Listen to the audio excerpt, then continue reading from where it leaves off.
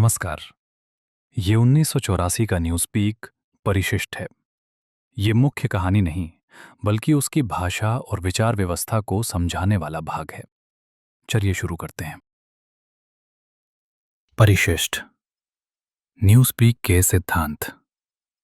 न्यूज़पीक Oceania की आधिकारिक भाषा थी और इसे इंगसॉक या इंग्लिश सोशलिज्म की वैचारिक ज़रूरतों को पूरा करने के लिए तैयार किया गया था।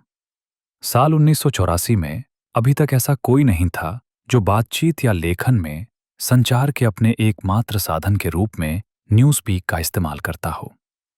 द टाइम्स के मुख्य लेख इसमें लिखे जाते थे, लेकिन ये एक ऐसी महारत का काम था जिसे केवल कोई विशेषज्ञ ही कर सकता था। उम्मीद थी कि साल 2050 तक न्यूज़ स्पीक पूरी तरह से ओल्ड स्पीक, या जिसे हमें स्टैंडर्ड इंग्लिश कहना चाहिए, की जगह ले लेगी। इस बीच ये लगातार अपनी जगह बनाती गई और पार्टी के सभी सदस्य अपनी रोजमर्रा की बोली में न्यूज़ स्पीक के शब्दों और व्याकरण के ढांचों का ज्यादा से ज्यादा इस्तेमाल करने लगे।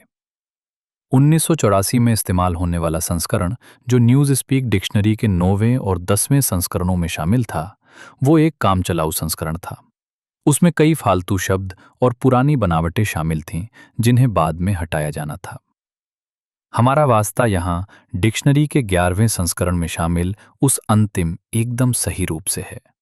न्यूज़पीक का मकसद सिर्फ इंगसॉक के भक्तों के लिए सही नजरिया और मानसिक आदतों को जाहिर करने का जरिया देना ही नहीं था, बल्कि सोचने के बाकी सभी तरीकों को नामुमकिन बनाना भी था। इरादा ये था कि जब न्यूज़पीक को हमेशा के लिए अपना लिया जाए और ओल्ड स्पीक को भुला दिया जाए, तब कोई भी बागी विचार, यानी ऐसा विचार जो इंगसॉक के सिद्धांतों से अलग हो, उसे सोचना सचमुच नामुमकिन हो जाए। कम से कम जहां तक सोच शब्दों पर निर्भर होती है। इसकी शब्दावली इस तरह बनाई गई थी कि वो हर उस मतलब को सटीक और अक्सर बहुत बारीक तरीके से बता सके जिसे कोई पार्टी का सदस्य सही तौर पर जाहिर करना चाहे, जबकि बाकी सभी मतलबों को और टेढ़े मेढ़े तरीकों से उन तक पहुंचने की संभावना को भी बाहर निकाल फेंके।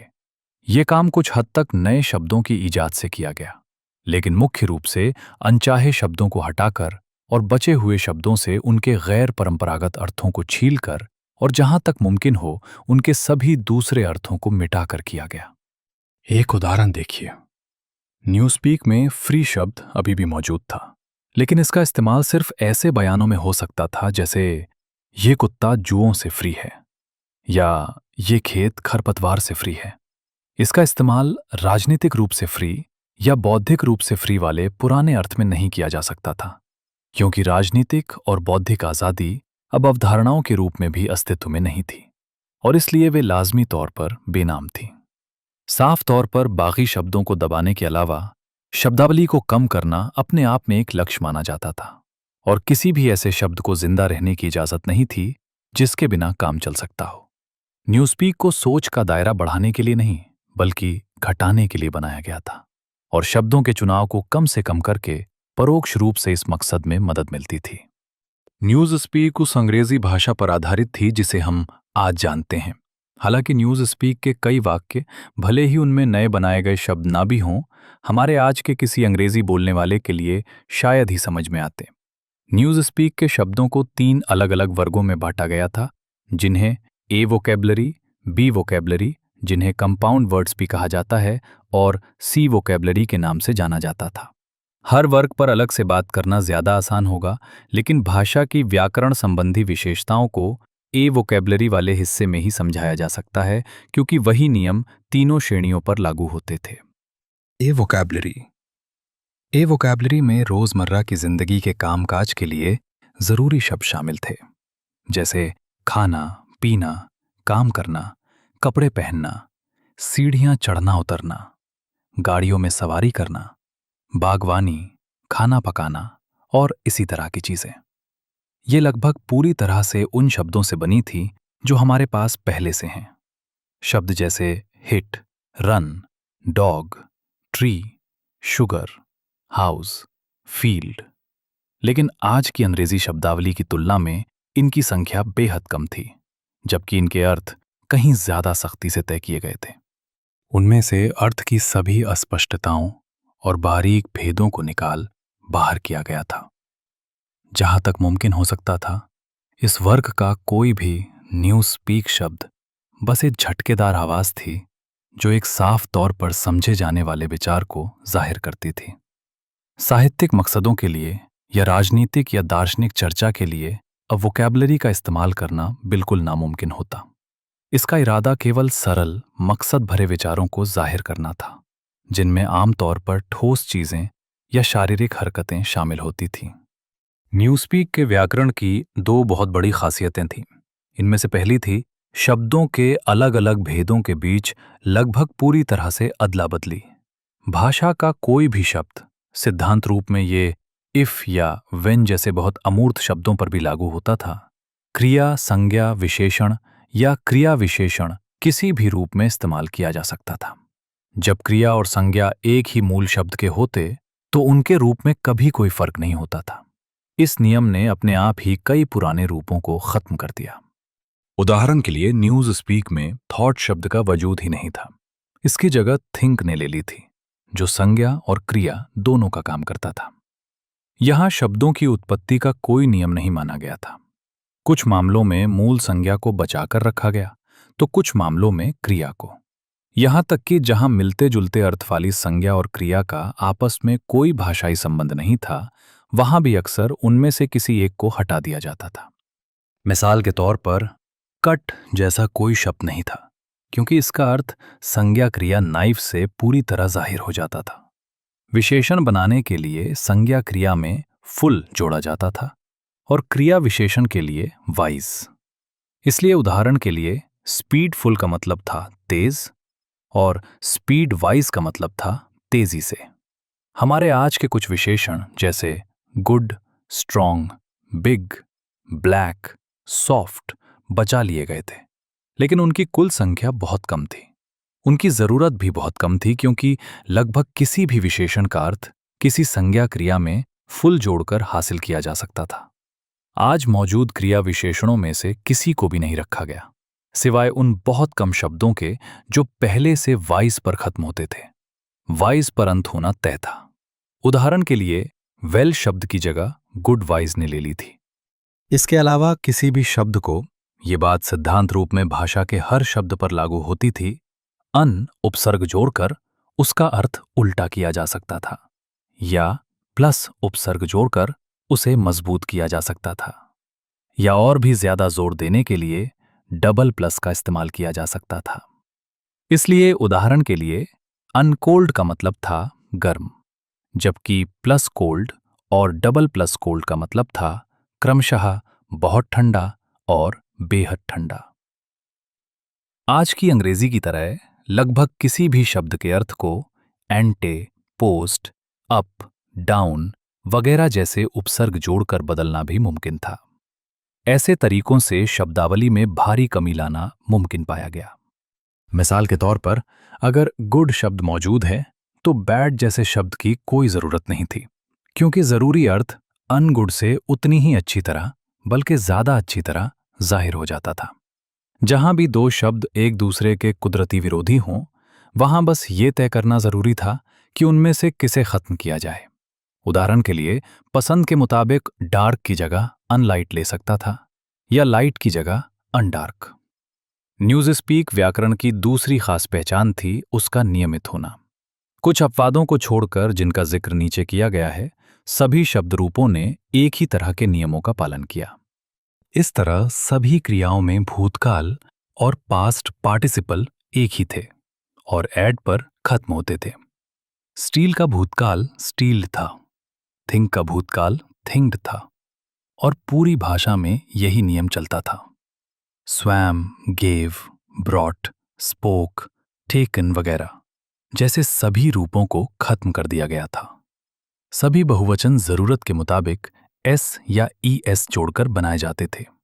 मैन, ऑक्स, लाइफ के बहुवचन थे मैन्स, ऑक्सेस, लाइफ्स। विशेषणों की तुलना हमेशा एर और एस्ट जोड़कर की जाती थी, जैसे गुड, गुडर, गुडेस्ट। और अनियमित रूपों व मोर, मोस्ट वाली बनावट को हटा दिया गया था। जिन शब्दों को अब भी अनियमित रूप से बदलने की छूट थी, वे केवल सर्वनाम, रिलेटिव्स, डेमोन्स्ट्रेटिव एडजेक्टिव्स और सहायक क्रियाएं थीं। ये सभी अपने पुराने तरीकों का ही पालन करते थे, सिवाय इसके कि हुम को गैर जरूरी मानकर हटा दिया गया था और शैल व शुड वाले कालों को खत्म कर दिया गया था, क्योंकि उनके सारे काम अब विल और वुड से चल जाते थे। तेजी से और आसानी से बोलने की जरूरत के कारण शब्दों की बनावट में भी कुछ अनियमितताएं थीं। जिस शब्द को बोलने में मुश्किल हो या जिसके गलत सुने जाने का डर हो, उसे अपने आप ही एक खराब शब्द माना जाता था। इसलिए कभी-कभी बोलने में लय बनाए रखने के लिए शब्द में अतिरिक्त अक्षर डाल दिए जाते थे या कोई पुराना रूप बचा लिया जाता था। लेकिन ये जरूरत मुख्य रूप से बी वोकैबुलरी के मामले में महसूस की गई। उच्चारण की आसानी को इतना महत्व क्यों दिया जाता था, ये इस निबंध में आगे स्पष्ट किया जाएगा। B vocabulary. बी वोकैबुलरी में वे शब्द शामिल थे जिन्हें जानबूझकर राजनीतिक मकसदों के लिए बनाया गया था, यानी ऐसे शब्द जिनका न केवल हर हाल में एक राजनीतिक मतलब होता था, बल्कि उनका इरादा इस्तेमाल करने वाले व्यक्ति पर एक मनचाहा मानसिक नजरिया थोपना भी था। इंगसॉक के सिद्धांतों को पूरी तरह समझे बिना इन शब्दों का सही इस्तेमाल करना मुश्किल था। कुछ मामलों में उनका अनुवाद ओल्ड स्पीक में या ए वोकैबुलरी के शब्दों में भी किया जा सकता था, लेकिन इसके लिए आमतौर पर बहुत लंबा चौड़ा विवरण देना पड़ता था और इसमें हमेशा अर्थ की कुछ बारीकियां खो जाती थीं। बी वोकैबुलरी के शब्द एक तरह का शाब्दिक शॉर्टहैंड थे, जो अक्सर कई तरह के विचारों को कुछ ही शब्दांशों में समेट लेते थे और साथ ही वे आम भाषा के मुकाबले ज्यादा सटीक और जोरदार होते थे। बी वर्ड्स हर मामले में कंपाउंड वर्ड्स थे।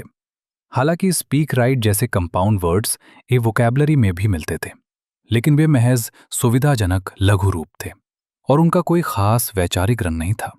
वे दो या दो से अधिक शब्दों या शब्दों के टुकड़ों को जोड़कर एक ऐसे रूप में ढाले गए थे जो बोलने में आसान हो। इनका ये मेल हमेशा एक संज्ञा क्रिया होता था और आम नियमों के मुताबिक अपना रूप बदलता था। एक उदाहरण लेते हैं। शब्द गुड थिंक, जिसका बहुत मोटे तौर पर मतलब था कट्टरता, या अगर कोई इसे क्रिया माने तो कट्टर तरीके से सोचना। इसके रूप इस तरह बदलते थे। संज्ञा क्रिया गुड थिंक, भूतकाल और past participle goodthinked, present participle goodthinking, विशेषण गुड थिंकफुल, क्रिया विशेषण goodthinkwise, verbal noun goodthinker. B words शब्दों की उत्पत्ति के किसी नक्शे पर नहीं बनाए गए थे। जिन शब्दों से मिलकर वे बने थे, वे व्याकरण के किसी भी भेद के हो सकते थे। उन्हें किसी भी क्रम में रखा जा सकता था और किसी भी तरह से काटा छांटा जा सकता था, बस वे बोलने में आसान हों और ये पता चलता रहे कि वे निकले कहां से हैं। मिसाल के तौर पर शब्द क्राइम थिंक यानी थॉट क्राइम में थिंक बाद में आता था, जबकि थिंक पोल यानी थॉट पुलिस में ये पहले आता था और बाद वाले शब्द में पुलिस अपना दूसरा हिस्सा खो चुका था। बोलने में लय हासिल करने में भारी मुश्किल की वजह से ए वोकैबुलरी के मुकाबले बी वोकैबुलरी में अनियमित बनावटें ज्यादा आम थीं। उदाहरण के लिए मिनी ट्रू, मिनी पैक्स और मिनी लव के विशेषण रूप क्रमशः मिनी ट्रूथफुल, मिनी पीसफुल और मिनी लवली थे, सिर्फ इसलिए क्योंकि ट्रूफुल, पैक्सफुल और लवफुल बोलने में थोड़े अटपटे थे। हालांकि सिद्धांत रूप में सभी बी वर्ड्स अपना रूप बदल सकते थे और सभी बिल्कुल एक ही तरह से बदलते थे। कुछ बी वर्ड्स के अर्थ बहुत बारीक थे, जो शायद ही उस व्यक्ति की समझ में आते जिसने इस पूरी भाषा पर महारत हासिल न की हो। उदाहरण के लिए द टाइम्स के एक मुख्य लेख का ये आम वाक्य देखिए। Old thinkers unbellyfeel Ingsoc. Oldspeak में इसका सबसे छोटा अनुवाद ये होगा, जिनके विचार क्रांति से पहले बने थे, वे इंग्लिश सोशलिज्म के सिद्धांतों की पूरी भावनात्मक समझ नहीं रख सकते। लेकिन ये अनुवाद काफी नहीं है।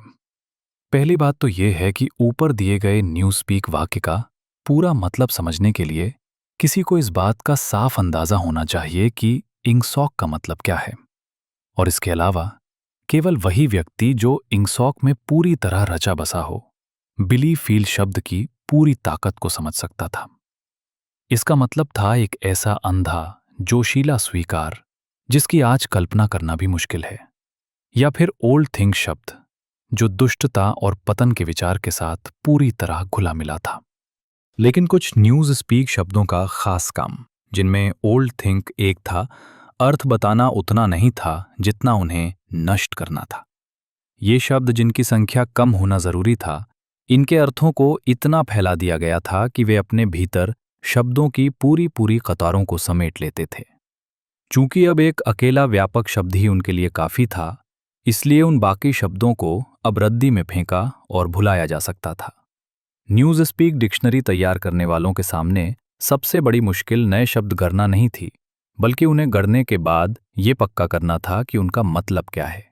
यानी ये पक्का करना कि अपने वजूद से वे शब्दों के किस किस दायरे को खत्म कर रहे हैं। जैसा कि हम फ्री शब्द के मामले में पहले ही देख चुके हैं, जिन शब्दों का कभी कोई बागी मतलब होता था, उन्हें कभी कभी सुविधा के लिए रख लिया जाता था, लेकिन केवल उनमें से अनचाहे अर्थों को पूरी तरह निकालकर। सम्मान, न्याय, नैतिकता, अंतर्राष्ट्रीयता, लोकतंत्र, विज्ञान और धर्म जैसे अनगिनत दूसरे शब्द बस खत्म हो चुके थे। कुछ गिने चुने व्यापक शब्द उन्हें ढक लेते थे और उन्हें ढक कर उनका नामो निशान मिटा देते थे। मिसाल के तौर पर आज़ादी और बराबरी के विचारों के इर्द गिर्द जमा होने वाले सभी शब्द एक अकेले शब्द क्राइम थिंक में समा गए थे, जबकि निष्पक्षता और तर्कवाद के विचारों से जुड़े सभी शब्द अकेले शब्द ओल्ड थिंक में सिमट गए थे। इससे ज्यादा स्पष्टता खतरनाक होती। पार्टी के किसी सदस्य में जिस नजरिए की जरूरत थी, वो उस प्राचीन यहूदी जैसा था, जो ये जानता था बिना कुछ और जाने कि उसकी अपनी कौम के अलावा बाकी सभी कौमों के लोग झूठे देवताओं की पूजा करते हैं। उसे ये जानने की जरूरत नहीं थी कि इन देवताओं को बाल, ओसिरिस, मोलोक, एश्टरोथ वगैरह कहा जाता था। शायद वो उनके बारे में जितना कम जानता, उसकी कट्टरता के लिए उतना ही अच्छा था। वो यहोवा को जानता था और यहोवा के आदेशों को जानता था, इसलिए उसे पता था कि दूसरे नामों या दूसरे गुणों वाले सभी देवता झूठे देवता थे। कुछ उसी तरह पार्टी का सदस्य जानता था कि सही चाल चलन क्या है, और बेहद धुंधले सामान्य शब्दों में उसे पता था कि इससे किस किस तरह से भटका जा सकता है। उदाहरण के लिए, उसकी यौन जिंदगी पूरी तरह से न्यूज स्पीक के दो शब्दों से नियंत्रित होती थी, सेक्स क्राइम यानी यौन अनैतिकता, और गुड सेक्स यानी पवित्रता। सेक्स क्राइम में हर तरह के यौन कुकर्म शामिल थे। इसमें व्यभिचार, परगमन, समलैंगिकता और दूसरी विकृतियां शामिल थीं, और इसके अलावा केवल मजे के लिए किया गया सामान्य संभोग भी। उन्हें अलग अलग गिनाने की कोई जरूरत नहीं थी, क्योंकि वे सभी बराबर के गुनाह थे और सिद्धांत रूप में सभी की सजा मौत थी। सी वोकैबुलरी में, जिसमें वैज्ञानिक और तकनीकी शब्द होते थे, कुछ यौन गड़बड़ियों को विशेष नाम देना शायद जरूरी हो, लेकिन आम नागरिक को उनकी कोई जरूरत नहीं थी। वो जानता था कि गुड सेक्स का मतलब क्या है, यानी पति और पत्नी के बीच सिर्फ बच्चे पैदा करने के मकसद से और औरत को बिना कोई शारीरिक सुख मिले किया गया सामान्य संभोग। बाकी सब सेक्स क्राइम था। न्यूज स्पीक में किसी बागी विचार को इस एहसास से आगे ले जाना शायद ही कभी मुमकिन था कि वो बागी है। उस बिंदु के आगे जरूरी शब्द ही मौजूद नहीं थे। बी वोकैबुलरी का कोई भी शब्द वैचारिक रूप से निष्पक्ष नहीं था। बहुत सारे शब्द तो बस असलियत छिपाने वाले नाम थे।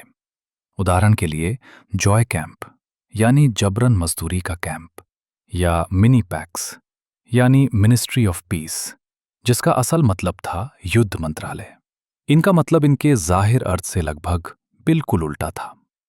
दूसरी तरफ कुछ शब्द ओशिनियाई समाज की असलियत की साफ और तिरस्कार भरी समझ दिखाते थे। इसका एक उदाहरण था प्रोल फीड, जिसका मतलब था वो रद्दी मनोरंजन और झूठी खबरें जो पार्टी जनता को परोसती थीं। कुछ और शब्द ऐसे थे जो दोहरे थे। जब वे पार्टी के लिए इस्तेमाल होते तो उनका मतलब अच्छा होता था, और जब दुश्मनों के लिए होते तो बुरा। लेकिन इसके अलावा बड़ी संख्या में ऐसे शब्द भी थे जो पहली नज़र में सिर्फ लघुरूप लगते थे, और जिन्हें अपना वैचारिक रंग उनके अर्थ से नहीं बल्कि उनकी बनावट से मिलता था। जहां तक मुमकिन हो सका, हर वो चीज जिसका कोई भी राजनीतिक महत्व था या हो सकता था, उसे बी वोकैबुलरी में फिट कर दिया गया। हर संगठन, लोगों के समूह, सिद्धांत, देश, संस्था या सरकारी इमारत का नाम काटकर हमेशा उसी जाने पहचाने आकार में ढाल दिया जाता था। यानी एक अकेला, आसानी से बोला जाने वाला शब्द जिसमें कम से कम शब्दांश हों, लेकिन मूल शब्द का पता चलता रहे। उदाहरण के लिए, मिनिस्ट्री ऑफ ट्रूथ में रिकॉर्ड्स डिपार्टमेंट, जहां विंस्टन स्मिथ काम करता था, को रेकडेप कहा जाता था। फिक्शन डिपार्टमेंट को फिकडेप, टेली प्रोग्राम्स डिपार्टमेंट को टेलीडेप और इसी तरह बाकी भी। यह सिर्फ समय बचाने के मकसद से नहीं किया गया था। 20वीं सदी की शुरुआत के दशकों में भी शब्दों और मुहावरों को सिकोड़कर जोड़ना राजनीतिक भाषा की एक खास पहचान बन गया था। और ये देखा गया था कि इस तरह के लघु रूपों को इस्तेमाल करने का रुझान तानाशाही देशों और तानाशाही संगठनों में सबसे ज्यादा था। इसके उदाहरण थे नाजी, गेस्टापो, कॉमिंटर्न, इनप्रेकोर, एगिटप्रॉप जैसे शब्द। शुरुआत में इस चलन को अनजाने में ही अपना लिया गया था, लेकिन न्यूज़ स्पीक में इसका इस्तेमाल जानबूझकर एक मकसद के साथ किया गया। ये महसूस किया गया कि किसी नाम को इस तरह छोटा करने से उसका दायरा सिकुड़ जाता है और उसका अर्थ भी थोड़ा बदल जाता है, क्योंकि इससे वे तमाम यादें और संबंध कट जाते हैं जो अन्यथा उस नाम के साथ जुड़े रहते हैं। मिसाल के तौर पर, कम्युनिस्ट इंटरनेशनल शब्द पूरी दुनिया के इंसानी भाईचारे, लाल झंडों, बैरिकेड्स, कार्ल मार्क्स और पेरिस कम्यून की एक मिली-जुली तस्वीर उकेरते हैं। दूसरी तरफ, कॉमिंटर्न शब्द से केवल एक कसकर बुने हुए संगठन और सिद्धांतों के एक तयशुदा ढांचे का ही ख्याल आता है। ये एक ऐसी चीज का इशारा है जो एक कुर्सी या मेज की तरह आसानी से पहचानी जा सकती है और जिसका मकसद भी उतना ही सीमित है। कॉमिंटर्न एक ऐसा शब्द है जिसे लगभग बिना सोचे बोला जा सकता है, जबकि कम्युनिस्ट इंटरनेशनल एक ऐसा मुहावरा है जिस पर इंसान को कम से कम एक पल के लिए रुकना ही पड़ता है। इसी तरह मिनिस्ट्री ऑफ ट्रुथ के मुकाबले मिनी ट्रू जैसे शब्द से जुड़ी यादें कम हैं और उन पर काबू रखना ज्यादा आसान है। यही वजह थी कि न सिर्फ जहां मुमकिन हो शब्दों को छोटा करने की आदत डाली गई, बल्कि हर शब्द को बोलने में आसान बनाने के लिए हद से ज्यादा सावधानी भी बरती गई। न्यूज़स्पीक में अर्थ की सटीकता के अलावा सबसे ज्यादा महत्व इस बात को दिया जाता था कि शब्द सुनने में कैसे लगते हैं। जब भी जरूरी लगा, इसके लिए व्याकरण की नियमितता की भी बलि दे दी गई। और ये सही भी था, क्योंकि राजनीतिक मकसदों के लिए सबसे ज्यादा जरूरत ऐसे छोटे कटे छंटे शब्दों की थी जिनका मतलब बिल्कुल साफ हो, जिन्हें तेजी से बोला जा सके और जो बोलने वाले के दिमाग में कम से कम गूंज पैदा करें। बी वोकैबुलरी के शब्दों में और भी ज्यादा ताकत इस बात से आती थी कि वे सब लगभग एक जैसे थे। Goodthink, minipax, prolefeed, sexcrime, joycamp, Ingsoc, bellyfeel, thinkpol और अनगिनत दूसरे शब्द। लगभग बिना किसी अपवाद के ये 2 या 3 शब्दांशों वाले शब्द थे जिनमें पहले और आखिरी शब्दांश पर बराबर जोर दिया जाता था। इनके इस्तेमाल से बोलने का एक ऐसा बड़बड़ाने वाला अंदाज पैदा होता था जो एक ही समय में झटकेदार भी था और एकसुरा भी। और मकसद ठीक यही था। इरादा ये था कि बातचीत को, और खासकर किसी ऐसे विषय पर बातचीत को जो वैचारिक रूप से निष्पक्ष ना हो, चेतना से जितना मुमकिन हो सके उतना आजाद कर दिया जाए। रोजमर्रा की जिंदगी के लिए बिना शक बोलने से पहले सोचना जरूरी था, या कभी-कभी जरूरी था। लेकिन अगर पार्टी के किसी सदस्य को कोई राजनीतिक या नैतिक फैसला सुनाना हो, तो उसे सही राय ऐसे उगलनी चाहिए जैसे कोई मशीन गन गोलियों की बौछार करती है। उसकी ट्रेनिंग ने उसे इसके लिए तैयार किया था। भाषा ने उसे एक लगभग अचूक औजार दिया था, और शब्दों की बनावट ने उनकी उस कठोर आवाज और जानबूझकर पैदा किए गए एक खास तरह के भद्देपन ने, जो इंकसॉक की भावना से मेल खाता था, इस प्रक्रिया में और भी मदद की। चुनने के लिए बहुत कम शब्द होने की हकीकत ने भी इसमें मदद की। हमारी अपनी भाषा के मुकाबले न्यूज़ स्पीक की शब्दावली बहुत छोटी थी और इसे घटाने के नए नए तरीके लगातार खोजे जा रहे थे। न्यूज़ स्पीक दरअसल बाकी लगभग सभी भाषाओं से इस मायने में अलग थी कि इसकी शब्दावली हर साल बढ़ने के बजाय घटती जाती थी। हर कटौती एक फायदा थी, क्योंकि चुनाव का दायरा जितना छोटा होगा, सोचने का लालच उतना ही कम होगा। उम्मीद थी कि आखिरकार स्पष्ट बोली सीधे कंठ से निकलेगी, जिसमें दिमाग के ऊपरी हिस्सों का कोई दखल नहीं होगा। इस मकसद को न्यूज़ स्पीक शब्द डक स्पीक में साफ तौर पर स्वीकार किया गया था, जिसका मतलब था बतख की तरह क्वैक क्वैक करना। बी वोकैबलरी के कई दूसरे शब्दों की तरह डक स्पीक का मतलब भी दोहरा था। जब तक क्वैक क्वैक करके निकाली गई राय कट्टर होती थी, तब तक इसका मतलब सिर्फ तारीफ होता था।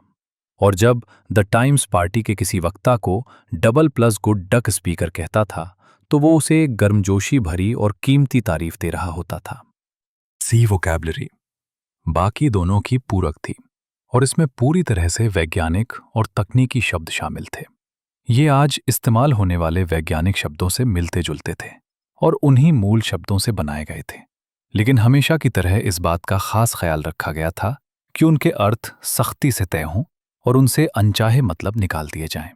वे उन्हीं व्याकरणिक नियमों का पालन करते थे जो बाकी दो शब्दावलियों के शब्दों पर लागू होते थे। सी वोकैबलरी के बहुत कम शब्द रोजमर्रा की बोली या राजनीतिक भाषणों में इस्तेमाल होते थे। कोई भी वैज्ञानिक कार्यकर्ता या टेक्नीशियन अपनी खुद की विशेषज्ञता वाली सूची में अपनी जरूरत के सारे शब्द पा सकता था, लेकिन दूसरी सूचियों में मौजूद शब्दों की उसे शायद ही थोड़ी बहुत जानकारी होती थी।